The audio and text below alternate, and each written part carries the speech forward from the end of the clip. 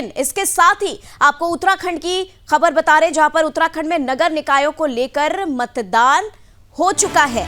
आपको बता दें अपडेट इस पर, जहां पर मतदान के बाद अब मतगणना की तैयारी शुरू हो गई है।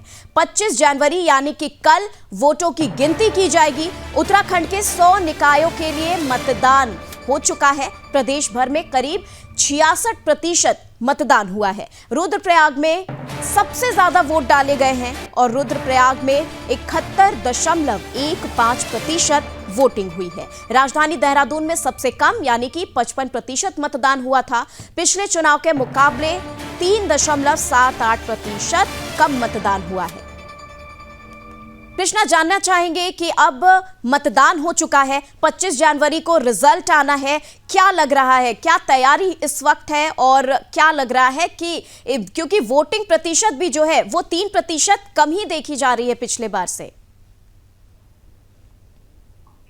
बिल्कुल नियमित देखिए, उम्मीद जताई जा रही थी जिस तरह से जागरूकता अभियान भी निर्वाचन आयोग की तरफ से चलाया जा रहा था कि वोटिंग परसेंटेज जो है वह 70 से अधिक बढ़ सकती है, लेकिन कई जगह जो है वो वोटिंग काफी कम हुई है। कई जिलों में, जैसे कि हम बात करते हैं देहरादून की, हरिद्वार की, उधम सिंह नगर में, तो ये प्लेन जिले जो है यहाँ पे वोटिंग की जो परसेंटेज है वो काफी ज्यादा घटी है। तो पूरे राज्य में भी 3% वोटिंग घटी है। अब जो है मतगणना की तैयारी हो चुकी है। अगर पूरे राज्य की अगर हम बात करते हैं तो 65% जो है वो वोटिंग जो है राज्य में हुई है। अब मतगणना की तैयारी जो है वो राज्य निर्वाचन आयोग ने तेज कर दी है, क्योंकि कल सुबह 8 बजे से जो है वो मतगणना शुरू हो जाएगी पूरे 13 जिलों में। इसके लिए देखिए, मतदान की जो पोलिंग पार्टियां थी वह अपने मतदान स्थल से वापसी स्ट्रॉन्ग रूम में जो है वो कल देर रात तक पहुंच गई थी, क्योंकि कल जब पोलिंग पार्टियां अपने पेटियां जो है वो पैक करने में लगी थी, तब तमाम जगहों पर जो है वो हंगामा भी देखने को मिला है। चाहे हम देहरादून की बात करें, हरिद्वार की बात करें, तमाम बूथों पर जो है वो वोट ना डालने को लेकर लोगों ने हंगामा किया है, क्योंकि निर्वाचन आयोग ने पहले स्पष्ट कर दिया था सुबह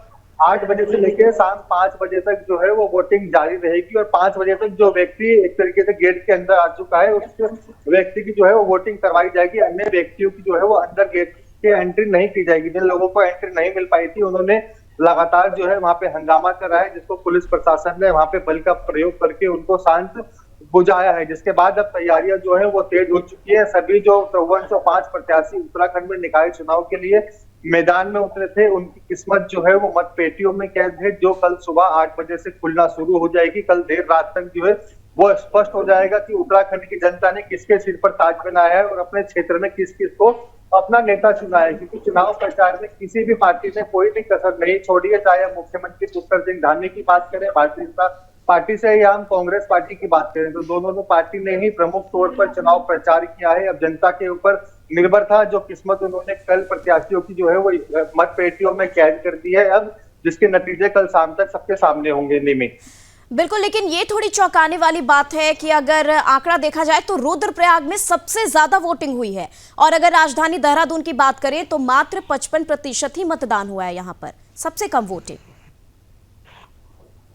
बिल्कुल नियमित देखिए, जागरूकता की इसमें सबसे बड़ी कमी आती है, क्योंकि जब कल सुबह वोटिंग की जब शुरुआत हुई थी तब सबसे पहले चर्चाओं में आए थे हरीश रावत। जब वह अपने पुराने बूथ स्थल पर पहुंचे, वहां पे उनका नाम उनको नहीं मिला है। जगह जगह उस क्षेत्र के 3 जगहों पर गए, उन जगहों पर जो लिस्ट थी वहां पे पूर्व मुख्यमंत्री हरीश रावत और उनके परिवार के किसी भी सदस्य का नाम दर्ज नहीं था, जबकि उनका घर जो है वो अब डिफेंस कॉलोनी में उन्होंने शिफ्ट कर लिया था। तो राज्य निर्वाचन आयोग ने भी उनका वोट जो है वो डिफेंस कॉलोनी में ही शिफ्ट कर दिया था। देखिए, इसमें जागरूकता की कमी जो है वो साफ साफ हम कह सकते हैं कि राज्य के प्रमुख नेताओं में भी है, क्योंकि जो डिजिटल मीडिया पे, ट्विटर के, एक्स पे, फेसबुक पे और इंस्टाग्राम पे तमाम तरीके से वो सक्रिय रहते हैं। क्या राज्य निर्वाचन आयोग ने जो 2 महीने पहले वेबसाइट तैयार कर दी थी, उसमें सभी मतदाताओं के जो नाम थे, पूरी वोटर लिस्ट उन्होंने अपनी वेबसाइट पे अपलोड करी थी। क्या हरीश रावत को उसको चेक करना जरूरी नहीं लगा था? क्योंकि तमाम तरीके की उन्होंने कल राज्य निर्वाचन आयोग पे, राज्य सरकार पर आरोप लगाए हैं कल दिन तक। जब कल देर शाम जो है वो जिला अधिकारी ने जो है वो पूरे मामले को संज्ञान में लेकर इसकी जांच करी, तो उनका वोट जो है वो डिफेंस कॉलोनी स्थित एक